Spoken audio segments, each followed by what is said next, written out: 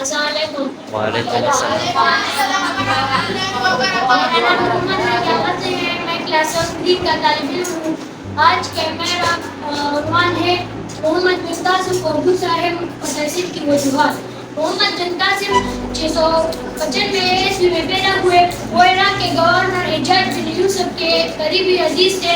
ان کا تعلق عرب کے خطے طائف سے تھا. محمد بن قاسم کو پارس یعنی ایران کا گورنر بنا دیا تھا. ابھی ان کی عمر 17 سال تھی. ظہور اسلام کے بعد عرب تاجر جنوبی ایشیا اور جنوبی مشرقی ایشیا میں اسلام لے کر آئے. برصغیر اور عرب مسلمانوں کے تعلقات سازگار تھے.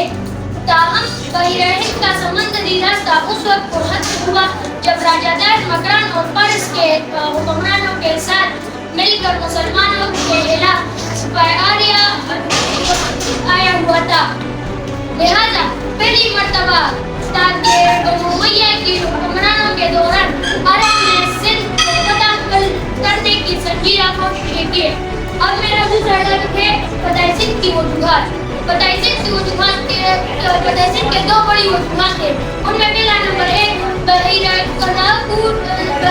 قزاقوں نے دیول بندرگاہ پر حملہ کیا کہ عرب جانے والے بحری جہازوں کو لوٹ لیا اور ان قزاقوں نے کچھ معصوم بچوں اور عورتوں کو اغوا کیا.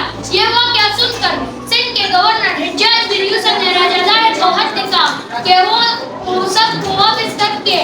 حجاج بن یوسف نے دوسرا